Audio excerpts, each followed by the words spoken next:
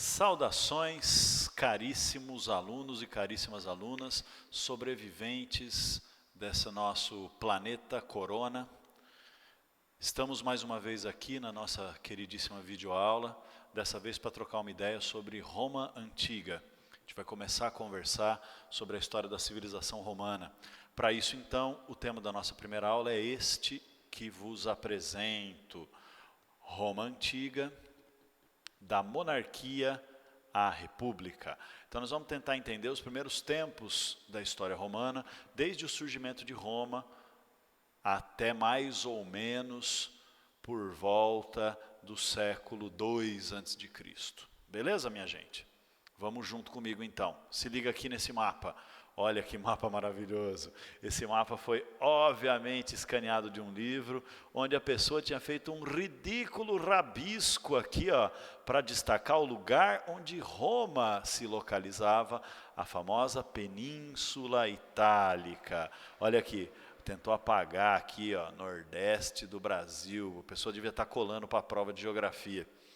Mas eu não achei um mapa que fosse mais claro que esse, então a gente vai usar esse mesmo, porque nós somos pessoas humildes, que não ligam para esse tipo de detalhe. Se liga onde é que está Roma aqui, ó.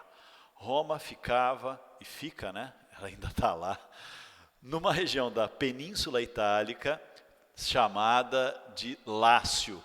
Então os romanos e outros povos habitantes da região do Lácio são chamados de povos latinos, que falavam a língua do Lácio, o latim. Perceba que a Península Itálica fica bem perto da Península Grega. Ó. Aqui já é o pezinho da Península Grega, a região do Peloponeso, onde ficava Esparta.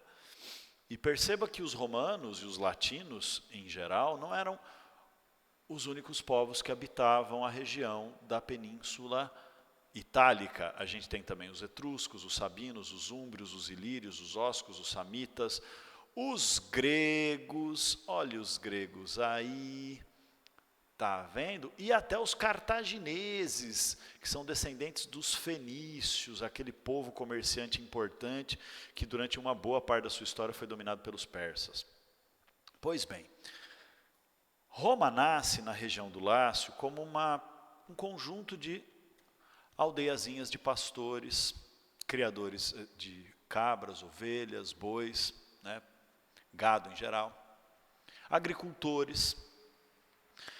E por muito tempo aquela região do Lácio foi habitada por aldeias desse tipo que viviam como clãs.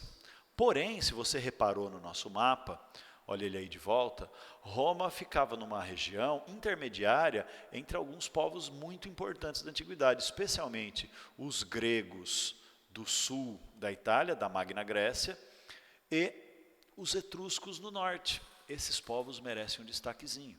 Os etruscos eram um povo extremamente militarista, guerreiro, violento, que vivia em cidades-estado, organizadas como monarquias, mas cidades-estado independentes. Os etruscos não formavam um império. Assim como os gregos, que também viviam em cidades-estado independentes, chamadas de polis, a gente lembra disso, e as polis gregas da Magna Grécia tinham diversificadas formas de governo, e os gregos, em contato com esses dois povos, vão absorver muitas das características socioculturais, políticas, econômicas do desenvolvimento romano, se devem a esse contato. Então veja, por que Roma vai ser um império mega ultra master blaster plus extra larger, expansionista e militarista? Em parte por causa da direta influência dos etruscos. E eu já vou falar dessa influência um pouco melhor daqui a pouco. Se você olha para a religião romana, grande parte dos mitos e dos deuses e das histórias religiosas romanas são, na verdade, traduções das histórias gregas. Não toda a religião romana, não toda a cultura romana é tradução e adaptação da cultura grega e dos mitos e religião gregos. Mas boa parte é, né? Zeus grego é Júpiter romano, Poseidon grego é Netuno romano e assim sucessivamente. Então, culturalmente, latinos não são um povo isolado. Historicamente, os latinos não são um povo isolado. Economicamente, os latinos não são um povo isolado. Apesar de Roma não ficar no litoral, Roma tinha um fácil contato com o litoral, porque Roma ficava às margens de um rio que passa aqui nessa região do Lácio, na Itália, chamado rio Tibre. Tibre, não Tigre. Atenção para não se confundir, por favor. Rio Tibre. E o rio Tibre dava aos romanos acesso ao litoral do Mar Tirreno e, portanto, acesso à navegação marítima e ao comércio marítimo também. Agora, veja bem, durante muito tempo a gente observa a formação da Roma Antiga e o que tem ali são aldeias rurais, são aldeias agrícolas. E a formação de Roma como cidade-estado tem uma certa polêmica histórica que envolve esse processo, porque nós não temos registro escrito, nós não temos um estudo ou mesmo relatos de historiadores do mundo antigo que possam dar conta de explicar isso para nós. Então a gente tem fundamentalmente três grandes hipóteses, desculpa. A primeira grande hipótese, que não é uma hipótese, é uma tradição, é o próprio mito romano que explica a origem de Roma enquanto uma cidade fundada pelos irmãos gêmeos Rômulo e Remo, que eram descendentes de Enéas, o herói troiano, e que por isso tinham sangue divino em suas veias e fundaram uma cidade destinada à grandeza por conta desse sangue divino que corria em suas veias. E aí é toda a história da violência da fundação de Roma, né, do assassinato de Remo por Rômulo, e aí Roma se torna a cidade de Rômulo, porque Rômulo venceu seu irmão, matou seu irmão para garantir o império da lei, o império da ordem, o império da vontade de Rômulo nesse processo todo, enfim. Mas aí é mito, é lenda, beleza. A segunda explicação, que aí sim uma hipótese historiográfica, é de que Roma se desenvolve a partir do próprio desenvolvimento desses clãs rurais que habitavam a região do Lácio, que vão, assim como aconteceu na Grécia, mais ou menos, lembra? Aquele lance das comunidades gentílicas, que são clãs também, se desfazerem e começar a ter uma relação cidade-campo, uma integração, até formar a cidade-estado. Talvez isso possa ter acontecido com Roma também. E Roma nasce como uma monarquia, nessa hipótese, provavelmente por conta de que um dos clãs militarmente mais forte acabou dominando os outros todos e o chefe desse clã acaba virando o rei de Roma. Não aquele cujo rato roeu a roupa. Mas, enfim. A outra hipótese é a hipótese de que, ok, houve esse desenvolvimento histórico, esse processo de formação da cidade de Roma a partir da evolução histórica dos clãs latinos, mas que a consolidação de Roma como uma cidade-estado e como uma monarquia se deu pela invasão dos etruscos. E disso nós temos informação.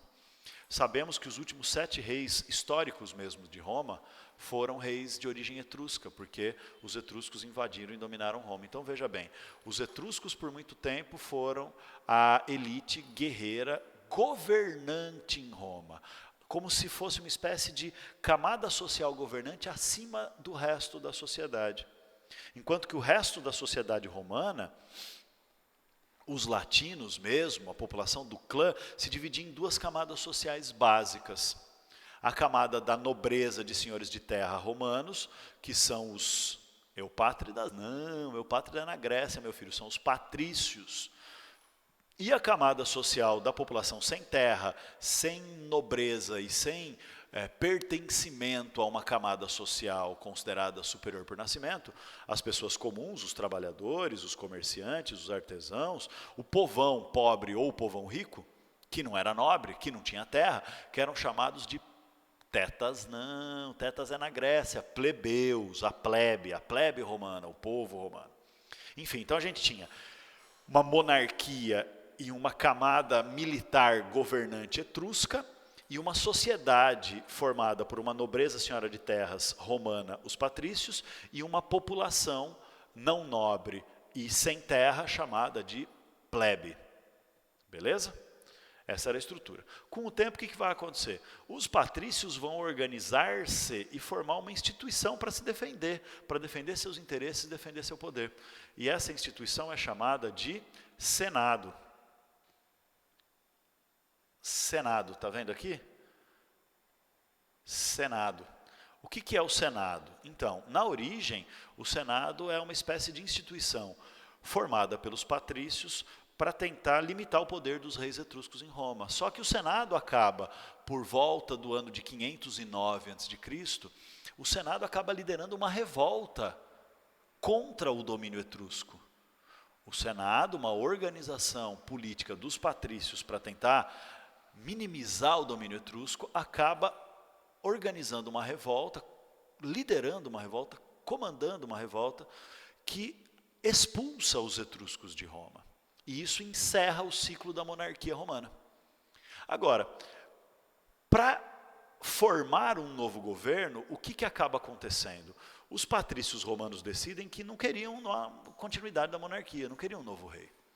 Que era necessário criar um sistema de governo diferente. E aí, provavelmente inspirados no que conheciam das experiências da Grécia Antiga, especialmente da Magna Grécia, com quem os romanos tinham um contato muito próximo, o que vai rolar? Os romanos acabam criando um novo sistema de governo chamado de república.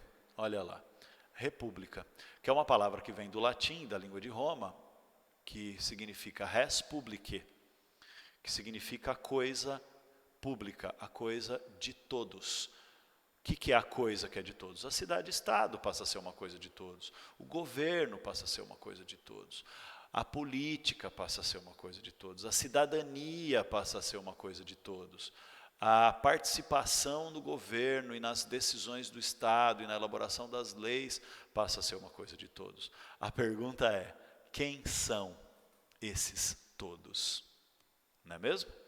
Quem é esse todos que pode participar? Aí é que entra uma questão bastante significativa, que é a seguinte. Para conseguir expulsar os etruscos, os patrícios não conseguiram se fortalecer militarmente por conta própria e expulsar os etruscos militarmente. Tiveram que ter uma grande participação, um grande apoio da plebe, das camadas populares, das camadas trabalhadoras da sociedade.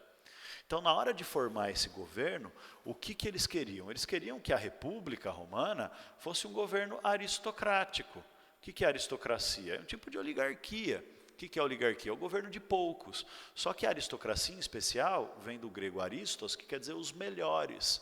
Os melhores por natureza, os superiores por nascimento. Então, seria uma república dominada pelos patrícios. Então, de certa forma, o que aconteceria? O Senado seria o órgão máximo de poder, os patrícios é que faziam parte do Senado e comandariam o órgão máximo de poder que faria as leis e tomaria as decisões de governo da cidade. E os cargos de autoridade pública, que são chamadas de magistraturas, também seriam exercidos exclusivamente pelos patrícios, porque esta será uma república aristocrática, controlada, dominada pela nobreza romana, pelos patrícios. Mas não dá para simplesmente excluir as camadas populares, porque afinal de contas foi a participação da plebe que garantiu a vitória e a expulsão dos etruscos, e nesse processo de lutas sociais e políticas não tinha como simplesmente excluir a plebe. Então o que vai acabar acontecendo? Vai acabar acontecendo uma certa inclusão da plebe, de modo que, olha que louco, se você parar para pensar, a palavra romana, latina, república, é fundamentalmente a mesma ideia da palavra grega democracia. Demos, kratos, o poder do povo. Do povo, que povo? O povo do demos. Que povo é o demos? O povo das tribos que formam a população da cidade-estado. República, res, a coisa. O que é a coisa? O governo, o poder, a cidade, o estado, que é de todos. Quem são todos? Todos os romanos, patrícios ou plebeus.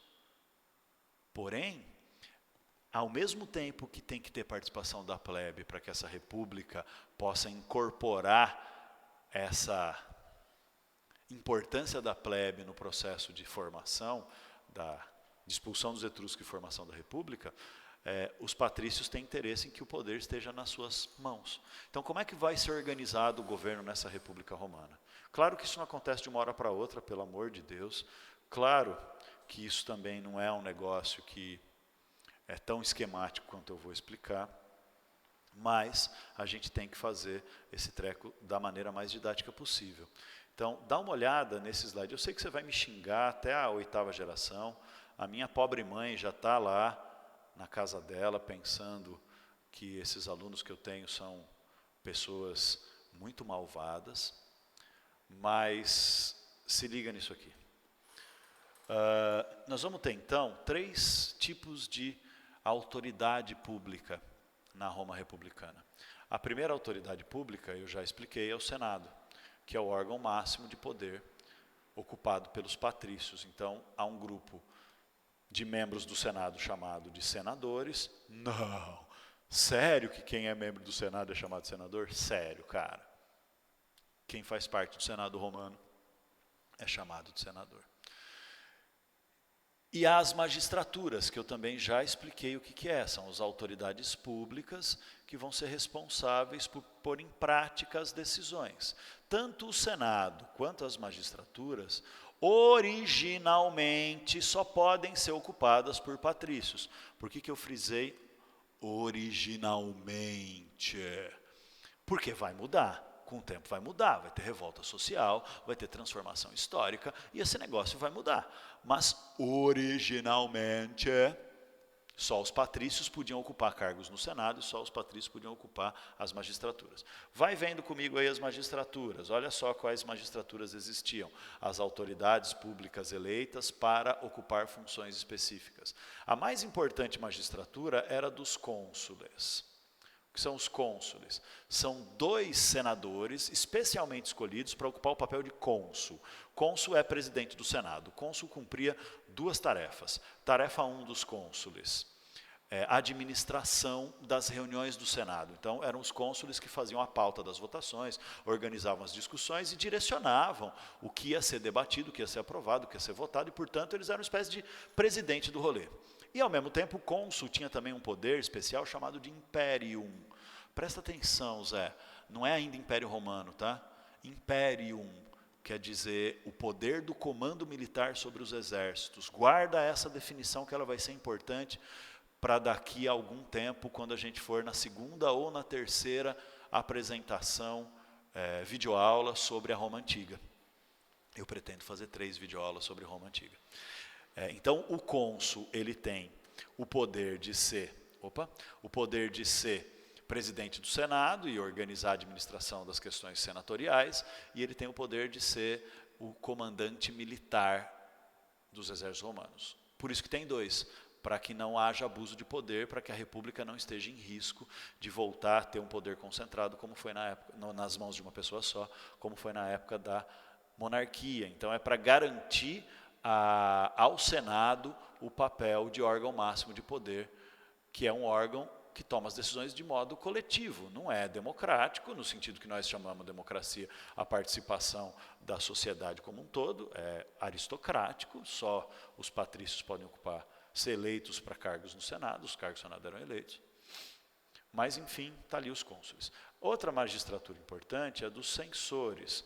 Censor é quem faz o censo, a censura, que é a lista dos cidadãos, né? Tipo o censo demográfico que acontece no Brasil de tempos em tempos para fazer uma pesquisa sobre as características da população. Só que o censor na Roma Antiga era um cargo muito vital, importante, porque ele fazia a lista de quem era o quê na porra toda.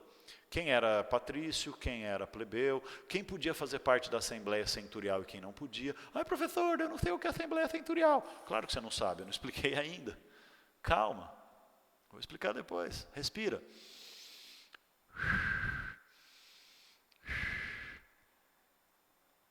Mas é isso, o censor ele fazia a lista dos cidadãos romanos.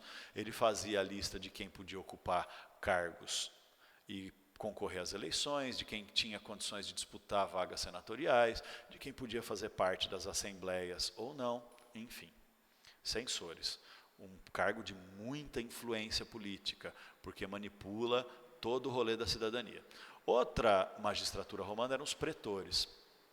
Pretores eram uma espécie de mistura de juiz com policial, assim. Comandam a justiça e garantem a ordem social em Roma. Os questores, que são outra...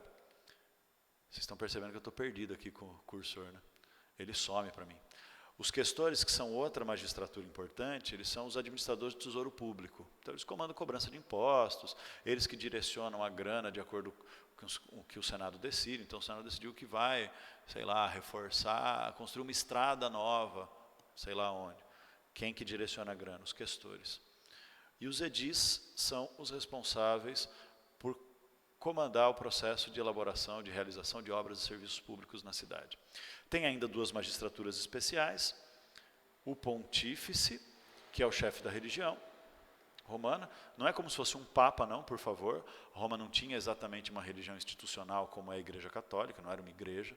A religião romana é uma religião mitológica, baseada nas tradições e nos sacerdotes, que eram pessoas de bastante autoridade moral e influência na sociedade, mas Roma não era uma sociedade teocrática. A república não é o governo dos deuses, é o governo dos homens, né? Isso é uma herança grega no processo de formação da Roma Antiga. Mas, enfim, o pontífice máximo, que era o cara que meio que ditava as regras da religião, ele era uma magistratura, era um cargo público. Era eleito também dentro da estrutura de poder da república. Aí a gente tem também, por último, uma magistratura hiper ultra master blaster especial, que é a ditadura. Dá uma olhada aí na ditadura. A ditadura, não vou explicar, deixa para mais tarde. Guarda essa informação. Tem a ditadura. A concepção romana de ditadura não era igual à nossa concepção de ditadura. Nossa concepção de ditadura é simplesmente o cara vai lá e toma o poder. Na tradição republicana romana, a ditadura era um cargo público previsto. Não era um cargo que era ocupado constantemente, era apenas em situações de crise. Mas eu explico isso em outra oportunidade que não agora. Tá bom? Deu para entender aí como é que é fundamentalmente a estrutura de poder em Roma? Faltaram as assembleias, né? O que são as assembleias? As assembleias são os órgãos onde os cidadãos se reúnem de tempos em tempos para votar e para escolher quem vão ser os magistrados e as autoridades públicas.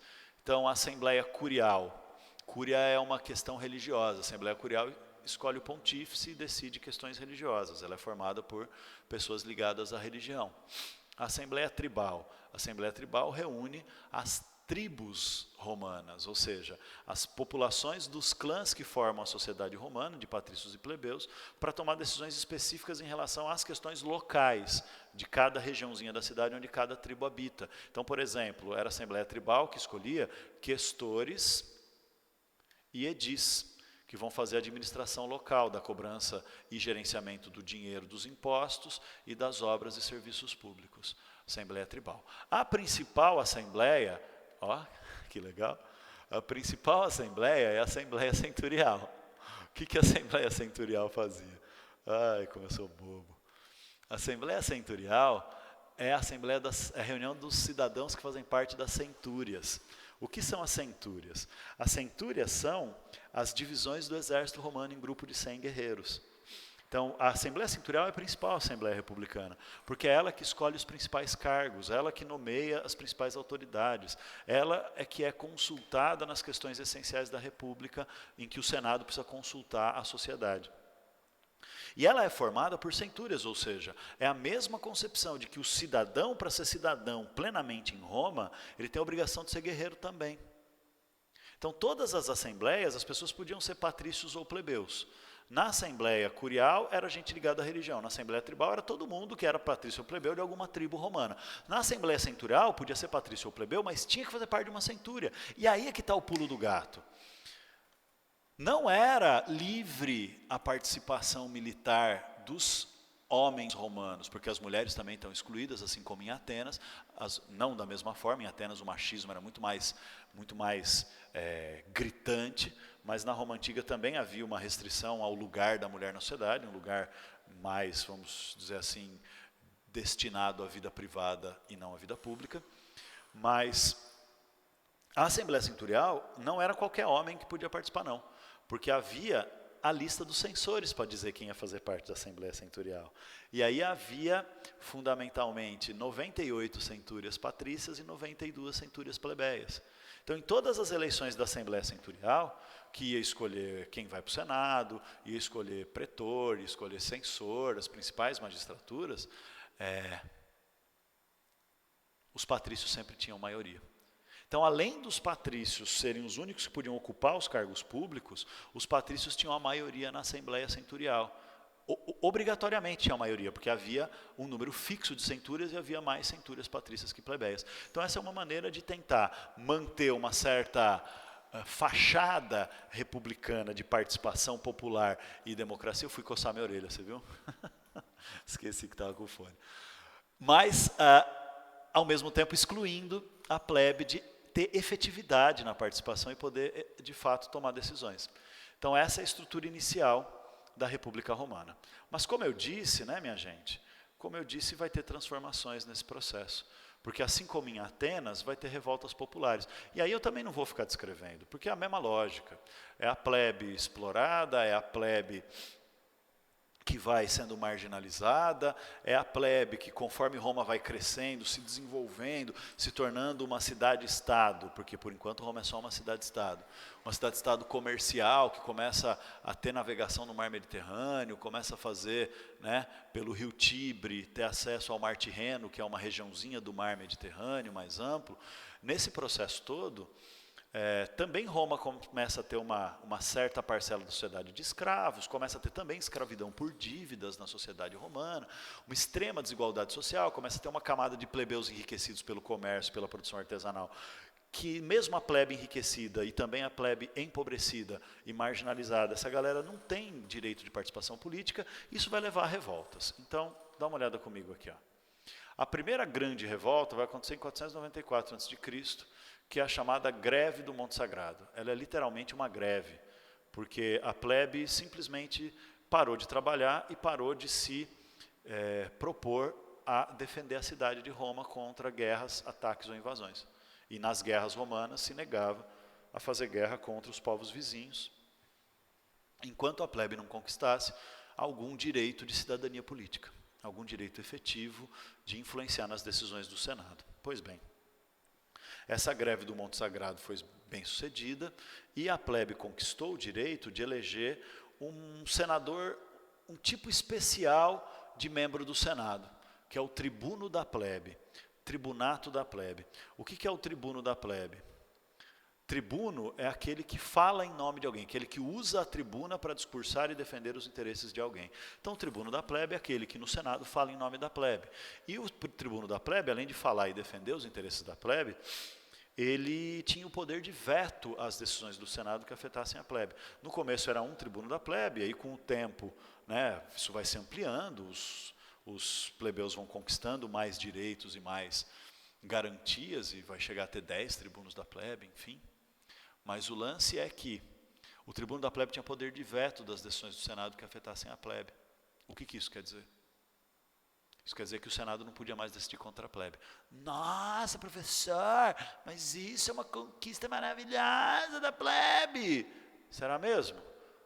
Tribuno da plebe é uma magistratura.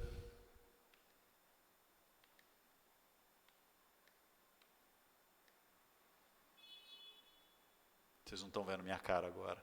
Estou fazendo cara de malvadinho, cara de espertinho. Se o tribunato da plebe é uma magistratura, ela só pode ser ocupada por patrícios. Então o tribuno da plebe é um patrício, então não muda porra nenhuma na prática. Por isso que as revoltas da plebe não param, né? Se liga. Algum tempo depois a plebe, não é que vai ter mais uma revolta só em 450 a.C., mas em 450 a.C. essas revoltas plebeias conseguem novamente uma conquista importante. Neste caso é a criação da lei das 12 tábuas. Isso é importante pra caramba para a história da porra do Ocidente inteiro, inclusive nós aqui no Brasil hoje em dia. A criação da lei das 12 tábuas é um negócio que tem impactos até hoje, porque é a origem do direito romano. Até a lei das 12 tábuas, as leis romanas eram de caráter oral. Ou seja, assim como na Grécia Antiga, eram leis não escritas, que eram as tradições que passavam de geração em geração e eram interpretadas pelo Senado, e eram interpretadas pelos magistrados, pelas magistraturas. Agora não mais, a lei se fixou, e a partir disso, o estudo da lei, a disputa pela interpretação da lei, a elaboração e a luta política em torno da transformação através da lei passou a ser o centro do jogo político em Roma. Então, aí nasce a ideia romana de direito, que é uma sociedade cuja ordem social, cujo sistema de funcionamento do Estado e o papel do Estado na sua relação com a sociedade passa a ser regulada pelo direito, pelo iuris em latim, ou juris, porque o J em latim tem som de I. Então, o iuris, o juris, o direito romano. Então, qualquer pessoa de vocês que eventualmente decidir que vai estudar direito na faculdade, vai fazer ciências jurídicas, certamente vai estudar direito romano e certamente vai ter contato com a lei das 12 tábuas, porque ela é absolutamente fundadora da noção romana de direito. E a maior parte dos grandes pensadores romanos não vão ser aqueles grandes filósofos, vão ter os filósofos da hora, né? Os estoicos, os caras lá, que os professores de filosofia vão tratar com vocês, porque eu sou uma anta em filosofia. Mas, enfim, vai ter uma galera muito importante. Sêneca, né? Um filósofo romano bastante significativo. Mas o grande ramo do conhecimento romano é o direito por conta disso. Então, o que acontece com a lei das 12 tábuas? Não muda muita coisa na vida da plebe, mas a plebe consegue pelo menos ter a fixação das leis e a garantia de diminuir a capacidade do Senado, dos magistrados e dos patrícios em geral de manipular a lei a seu favor. Tá bom? Vamos lá de volta para o esquema. Não para por aí, né?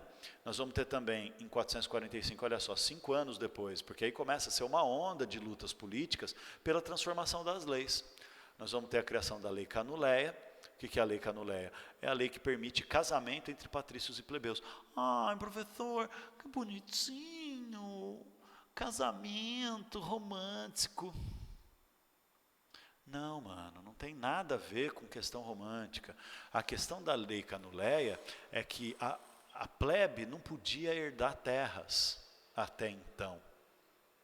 E por isso que o casamento entre patrícios e plebeus era proibido, porque era uma estratificação social, era uma divisão social baseada no nascimento. Agora, que pode ter casamento de patrícios e plebeus, não quer dizer que agora o amor é livre e as pessoas podem casar por amor. Tá bom, elas podem, foda-se, mas não é essa a questão. A questão é que agora pode um patrício enriquecido casar com uma família, um plebeu enriquecido casar com uma família patrícia empobrecida, por exemplo. E aí os descendentes desse plebeu vão herdar terras e vão poder ter ascensão social, e vão poder disputar cargo em magistratura na segunda ou na terceira geração. Vão poder disputar vaga no Senado, meu irmão. É aí que a porquinha começa a torcer o rabo. Mas não para aí, né? Depois, em 367, a plebe vai conquistar um conjunto de transformações legais chamadas de leis licínias. O que são as leis licínias? Dá uma olhada aí comigo. As leis licínias são leis que vão tratar de vários assuntos. Então, uma das leis licínias vai encerrar a escravidão por dívidas. Outra das leis licínias vai garantir que as terras conquistadas, porque agora, século IV a.C., já está rolando guerra de Roma para conquistar a terra fora da cidade-estado romana, fora da região do Lácio. E aí essas terras conquistadas, a plebe também vai ter o direito de receber do Estado porções de território nas áreas conquistadas, nas chamadas províncias romanas. Esse é o nome que os romanos vão dar para os povos e regiões que eles vão conquistando através da guerra, as províncias romanas. Então, nesse processo todo, o que está rolando? A plebe está conquistando direito, velho. Não pode mais ser escravo por dívida, pode casar e herdar terra, pode agora receber terra conquistada, e por último, as leis licínias vão garantir à plebe também o direito de magistratura, olha lá. o direito de fazer parte das magistraturas romanas. Isso significa que a plebe vai passar a ter o direito de se eleger para qualquer cargo. Pretor, questor, censor, edil, vai ter o direito de se candidatar ao Senado, se conseguir ter influência política suficiente para entrar na lista dos censores. Então veja, que interessante. A estrutura da república agora está parecido com o que nós chamamos de democracia. Você percebeu? A democracia grega é a origem da nossa, porque é a ideia de um poder que emana da sociedade, mas não tinha muito a ver com a nossa. A República Romana tem a ver com a nossa. Por quê? Porque não é a plebe que governa, não é o cidadão que vai lá na Assembleia e vota, que toma a decisão e faz a lei. É o Senado que governa. E quem é o Senado? Um conjunto de pessoas eleitas, escolhidas como representantes da sociedade. Quem governa são os magistrados. Quem são os magistrados? Pessoas eleitas, que representam. Então a Assembleia dos Cidadãos, ela não é uma Assembleia participativa, ela não é uma Assembleia que toma decisões. A Assembleia Romana, seja ela curial, a centurial ou a tribal, sendo a centurial a mais importante de todas, mas a Assembleia Romana, ela tem a função de ser representativa, de eleger representantes. Então isso gera um divórcio, né? Um divórcio da representatividade, quer dizer, um distanciamento entre o que é aquilo que de fato é decidido pelos políticos eleitos e aquilo que é a vontade popular que elegeu, a vontade popular de quem votou para eleger esses políticos. Porque, claro, né, aí surge até um ditado a partir dessas leis licínias em que a plebe passa a ter direito pleno de cidadania, que diz o seguinte: Roma é a plebe. Por que Roma é a plebe? Claro que Roma é a plebe. Roma é a plebe porque é a plebe que escolhe quem vai governar o rolê. Então começa a surgir uma distorção desse processo. Qual que é a distorção desse processo? Que é a maneira de ganhar o voto para ser eleito nas assembleias.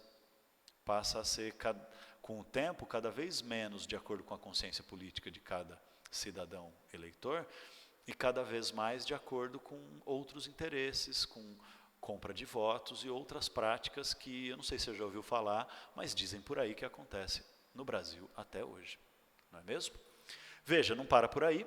Em 287 a.C., há também a conquista do plebiscito, que é o direito de uma votação em que todos os membros da plebe podiam votar para dizer sim ou não para alguma proposta do Senado que realmente prejudicasse ou afetasse diretamente a plebe, o plebiscito, né, a votação da plebe. Hoje a gente usa esse mecanismo de participação direta do plebiscito.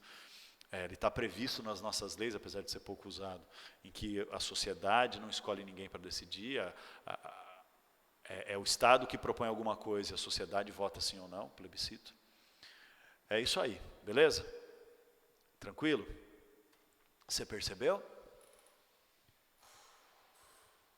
Vou até ficar parado aqui olhando para a sua cara. Você percebeu? Você percebeu o que aconteceu?